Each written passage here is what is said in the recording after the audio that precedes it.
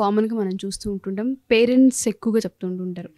ఇంకా 6 months, 7 months ఇంకా డెలివరీకి దగ్గరగా ఉన్నామన్నప్పుడు పర్సనల్ ఇన్నర్స్ ఏవైతే ఉంటుంటాయో అవి కూడా అవాయిడ్ చేయమని చెప్తూ ఉంటుంటారు. ఎందుకంటే నార్మల్ డెలివరీ అవ్వడానికి ఈజీ ఉంటుంది అని చెప్తుంటుంటారు. ఇది ఎంతవరకు కరెక్ట్ అంటారు అసలు? ఇన్నర్ వేర్స్ ఏంటంటే అది టైట్ బ్యాండ్ ఉంటది కాబట్టి పైన, అది మనకి ఇప్పుడు 8థ్ మంత్, 9థ్ మంత్‌లో బాగా ఎన్‌లార్జ్ అయ్యి ఉంటది యూట్రస్. ఆ తల కిందకి దిగుతూ ఉంటది. అక్కడ కూడా ఎన్‌లార్జ్‌మెంట్ అనేది ఉంటది.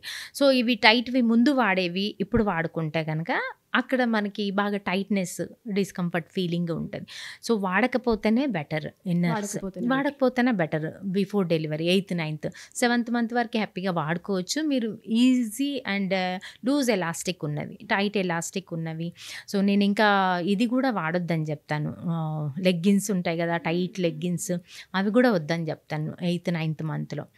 సో, అది కంప్రెస్ చేస్తూ ఉంటది. ఒక్కొక్కసారి మనకు బేబీకి కంప్రెస్ అయినప్పుడు ఆ హెడ్ తిరగకపోవడానికి ఛాన్సెస్ ఉంటాయి. ఎదురు కాళ్ళు అట్లా అయ్యే ఛాన్సెస్ ఉంటాయి. Very rarely. But better to avoid inners and టైట్‌గా ఉండే జీన్స్ కానీ jeans or leggings and no ప్యాంటీస్‌కి జీన్స్ సంబంధించి. నో వాడుకోవద్దు. ఎంత లూజ్‌గా ఉంటే కిందన అంత ఈజీగా బేబీ తిరగడానికి ప్లేస్ ఉంటది. హెడ్ కిందకు ఉంటది. ఈజీగా నార్మల్ అయ్యే ఛాన్సెస్ కూడా ఉంటాయి. ఓకే.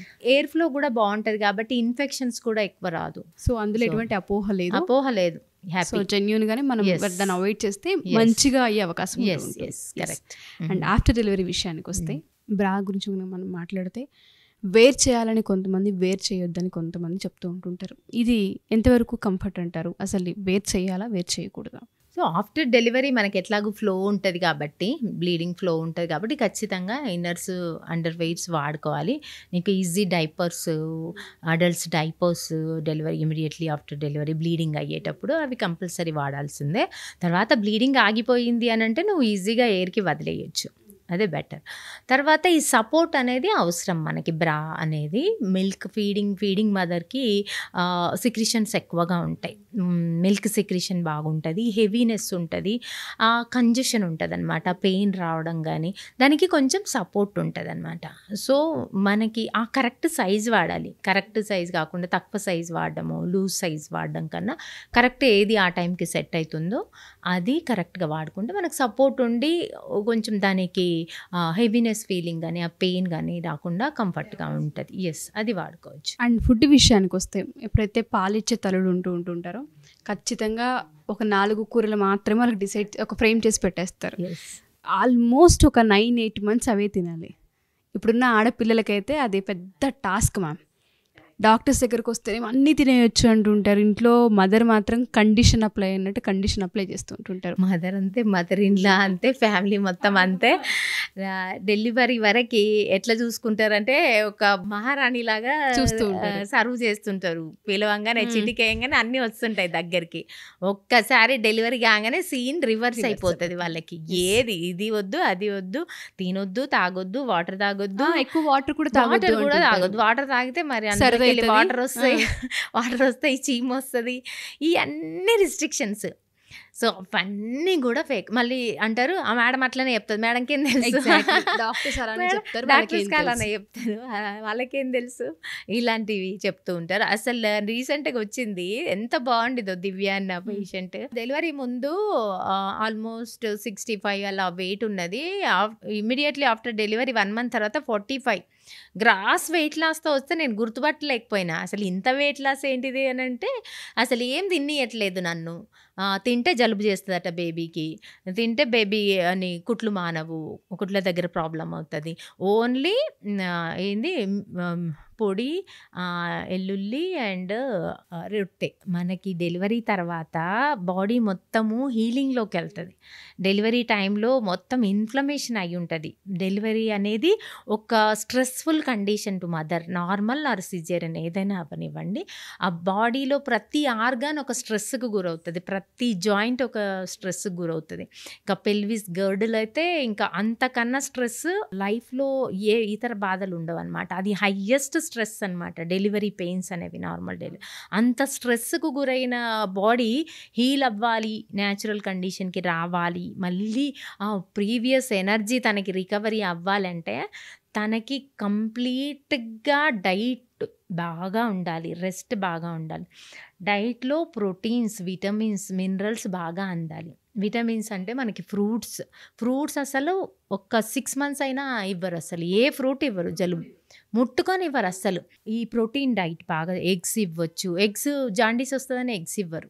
జాండీస్‌కి గానీ, ఎగ్స్‌కి గానీ ఎలాంటి రిలేషన్ లేదు. మరి ఏం పెట్టకున్నా జాండీస్ వస్తుంది గదా! అని అడుగుతా నేను. ఏం పెట్టకున్నా బేబీస్ కామన్ నియోనేటల్ జాండీస్ అనేది ప్రతి బేబీకి లివర్ అనేది డెవలప్ అవుతూ ఉంటది. ఎంజైమ్స్ డెవలప్ అవుతూ ఉంటాయి. ప్రతి బేబీకి కామన్ ఉంటది. దానికి మదర్ ఫుడ్‌కి ఎలాంటి సంబంధం లేదు. She can take proteins like eggs, non veg, keema, liver ఇలాంటివి. వెజిటేరియన్స్ అయితే ఆకుకూరలు, పళ్ళు అన్ని రకాల ఫుడ్ దగ్గర రిస్ట్రిక్షన్ లేదు. ఇలా నేను చెప్తే ఈ మేడంకి ఏం తెలియదని అంటారు.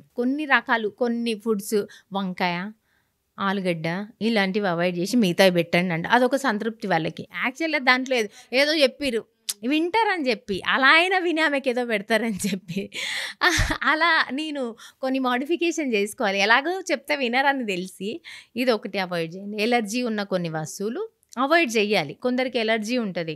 మిల్క్ ఎలర్జీ ఉంటది. కొందరికి ఎగ్ ఎలర్జీ ఉంటది. కొన్ని బ్రింజాల్ అండ్ ఆలూకి కూడా ఎలర్జీ ఉండేవాళ్ళు యాక్చువల్‌గా అవాయిడ్ చేయాలి. ఎలర్జీ లేని వాళ్ళు హ్యాపీగా తీసుకోవాలి. ఆస్తమా గానీ ఈజీగా కోల్డ్, కాఫ్ అవుతూ ఉంటది కొంతమందికి. అలాంటివి ఏవి ఎలర్జీకి ఉన్నాయో అవి అవాయిడ్ చేసుకొని మిగతావన్నీ హ్యాపీగా తినండి. మీరన్నట్టుగానే ఇటువంటి రిస్ట్రిక్షన్స్ చాలా ఉంటాయి సరళ గారు. మేము గనక చూస్తే ఆఫ్టర్ డెలివరీ ఎక్కువ దూరం నడవనివ్వరు, ఎక్కడికి వెళ్ళనివ్వరు, కింద కూర్చోనివ్వరు. ఇలాంటి చాలా మనం చూస్తూ ఉంటుంటాం. అండ్ వీటితో పాటు రెగ్యులర్గా మనం చూస్తే కామన్గా అందరూ ఆడపిల్లలు అడిగేది ఏంటంటే ఫిజికల్ ఇంటిమసీ. ప్రెగ్నెంట్గా ఉన్నప్పుడు ఫిజికల్ ఇంటిమసీ అసలు కరెక్టా కాదా, అవ్వొచ్చా లేదా అని కూడా అడుగుతూ ఉంటుంటారు. ఒకసారి ఇది క్లారిఫై ఇవ్వరా? ఫిజికల్ ఇంటిమసీ ప్రెగ్నెన్సీ టైంలో ఉండాలి. అది కొన్ని సిచ్యుయేషన్స్‌లో ఉండొద్దు. కొన్ని సిచ్యుయేషన్ అది డాక్టర్ చూసి డిసైడ్ చేస్తారు. లైక్ ప్లెజెంటా ప్రీవియా ఉండడం, సర్విక్స్ షార్ట్‌గా ఉండడము, ఆల్రెడీ ఇన్ఫెక్షన్స్‌తో ఉండడము, వెజైనల్ ఇన్ఫెక్షన్స్, వెజైనల్ సెక్రిషన్స్ ఇలాంటివి ఉన్నప్పుడు ఇంటిమసీ అయితే ఆ ఇన్ఫెక్షన్ లోపలికి వెళ్ళిపోతుంది బేబీకి. అండ్ ప్లెజెంటా ప్రీవియా ఉన్నప్పుడు అంటే మాయి మొత్తం కిందకు ఉన్నప్పుడు బ్లీడింగ్ అవుతుంది. వెజల్స్ అన్నీ కిందకు ఉంటాయి అన్నమాట. అలాంటప్పుడు బ్లీడింగ్ అయ్యి బేబీకి రిస్క్ అవుతుంది. ఇంతకుముందు ప్రీవియస్ మల్టిపుల్ అబార్షన్స్ అయ్యి ఉన్నాయి తనకి. సర్వైకల్ ఇన్కాంటినెన్స్, బైకార్నియేట్ యూట్రస్, ఫైబ్రాయిడ్స్ ఇలాంటి ఓవేరియన్ సిస్ట్స్ ఇట్లాంటి ప్రాబ్లమ్స్ ఉన్నప్పుడు తనకి ఇంటిమసీ అయితే పెయిన్ రావడం, బ్లీడింగ్ అవ్వడం, బేబీ గ్రోత్ సరిగా రాకపోవడం, ఇన్ఫెక్షన్ లోపలికి వెళ్ళిపోవడం, వాటర్ లీక్ అవ్వడం ఇలాంటి రిస్కులు ఉంటాయి. అవి చూసుకుంటారు. గైనకాలజిస్ట్కే తెలుస్తుంది అది. తను స్కాన్లో చూసుకున్నప్పుడు తినకి ఎలాంటి ప్రాబ్లమ్స్ ఉన్నాయని స్కాన్లో చూసినప్పుడు తెలుస్తుంది. గైనకాలజిస్ట్ని అడిగి ఎలాంటి రిస్క్ లేదు అన్నప్పుడు ఫస్ట్ 3 months అందరూ కూడా అవాయిడ్ చేయాలి. ఎందుకంటే చాలా టినీ బేబీ. ఆ బేబీ కొంచెం మూమెంట్ యూట్రస్ అయినా కూడా తట్టుకోలేదు. ఫస్ట్ 3 months ఎవరైనా అవాయిడ్ చేయాలి. 4th month నుండి 6th month వరకు అంటే 7th పడే వరకు ఎవరైనా కూడా ఉండొచ్చు. ఎక్సెప్ట్ కొన్ని conditions, placenta previa like conditions. ఈ ప్లెజెంటా ప్రీవియా ఉన్న వాళ్ళు టోటల్గా త్రూఅవుట్ ద ప్రెగ్నెన్సీ దూరంగానే ఉండాల్సి వస్తుంది. సో అదర్ దాన్ దట్ మనకి సెకండ్ ట్రైమిస్టర్ అంటాం కదా, 3 months తర్వాత సెకండ్ ట్రైమిస్టర్లో హ్యాపీగా కలిసి ఉండొచ్చు. దానివల్ల మంచి హార్మోన్ ప్రొడ్యూస్ అవుతుంది మదర్కి. తను హ్యాపీగా ఉంటుంది. మదర్ ఎంత హ్యాపీగా ఉంటే బేబీ అంత హ్యాపీగా పుడుతుంది. అంత హెల్దీ అండ్ న్యాచురల్ డెలివరీ అవుతుంది, స్మూత్ డెలివరీ అవుతుంది. సో మదర్ని అంత హ్యాపీగా చూసుకోవాలి. సో తనకి ఇష్టం లేదు అంటే డోంట్ టచ్ హర్. తనకి ఇష్టం ఉంది అంటేనే మీరు కలవచ్చు. దాంతోపాటు చాలామంది ఆఫ్టర్ డెలివరీ కూడా అడుగుతుంటుంటారు. అంటే బేబీకి కొంత డిఫరెన్స్ ఉండాలి, గ్యాప్ ఉండాలని చెప్తుంటుంటారు కదా. చాలామంది తెలుసో తెలియకో ఆ ఫిజికల్ ఇంటిమసీ ఏదైతే ఉంటుందో మీట్ అయిన సందర్భంలో ప్రెగ్నెన్సీస్ కూడా వస్తుంటుంటాయి. దీనికి కూడా కండిషన్ ఉంటుంది. అంటే ఇన్ని మంత్స్ వరకు ఖచ్చితంగా అసలు మీటే అవ్వకూడదన్న ప్రాసెస్ ఏమైనా ఉంటుంది అంటారా? ఇదంతా స్ట్రెస్ ప్రాసెస్ తర్వాత డెలివరీ అవుతుంది. డెలివరీ నుండి తను రికవరీ అవ్వాలి. మదర్ రికవరీ అవ్వడానికి 1.5 months to 2 months తీసుకుంటుంది. 2 months వరకు 1.5 month minimum. So strictly prohibited sex. కొందరు చూస్తాను బలవంతంగా తను 1 month తర్వాతే చేసి బ్లీడింగ్ అయిపోయి వచ్చిన వాళ్ళని కూడా చూస్తాను. తనకి ఇష్టం ఉండదు, తనకు పెయిన్ ఉంటుంది, తను రికవరీ అవ్వలేదు అయినా కూడా బలవంతంగా చేసిన పేషెంట్స్ని అట్లాంటి కేసెస్ కూడా చూస్తుంటా. So compulsory 1.5 month compulsory either normal or C section దూరంగా ఉండాలి ముట్టుకోవద్దు అంతే, దూరంగా ఉండాలి. 1.5 మంత్ తర్వాత తను ఓకే, తన బాడీ రికవరీ అయినప్పుడు సపోర్ట్ చేస్తుంది అన్నప్పుడు 1.5 మంత్ నుండి you can be together. But కానీ మనకి బేబీ మధ్యలో minimum 1 year, maximum 3 years gap ఉండాలి. 1 ఇయర్ అవుతేనే తను మళ్ళీ తన ప్రీవియస్ అన్ని మజిల్ స్ట్రెంగ్త్ కానీ తన ఇంటర్నల్ ఆర్గాన్స్ కానీ ఒక పొజిషన్కి వస్తాయి, మళ్ళీ యాక్సెప్ట్ చేయడానికి ఉంటుంది. నేను డెలివరీ అయిన 2 మంత్స్లోనే మళ్ళీ ప్రెగ్నెన్సీ అయ్యి వచ్చేవాళ్ళని చూస్తాను, 3 మంత్స్లోనే మళ్ళీ వచ్చేవాళ్ళని చూస్తాను. అలా వస్తే తను వీక్ అయిపోతా, బేబీ కూడా సరిగ్గా హెల్తీగా పెరగలేదు. సో బేబీ హెల్తీగా ఉండాలి, మన మోటో ఏంటి, మన ఇంటెన్షన్ ఏంటి, మదర్ అండ్ బేబీ హెల్తీగా ఉండాలి, హెల్తీ ఫ్యామిలీస్ ఉండాలి. హెల్తీ ఫ్యామిలీసే హెల్తీ సొసైటీని వేస్తాయి, అప్పుడే మన దేశం ఏమైనా అభివృద్ధి చెందుతుంది. అవన్నీ జరగాలనంటే మనం ఇవన్నీ కూడా బేసిక్ థింగ్స్ నుండి మనం కేర్ఫుల్గా చూసుకోవాలి.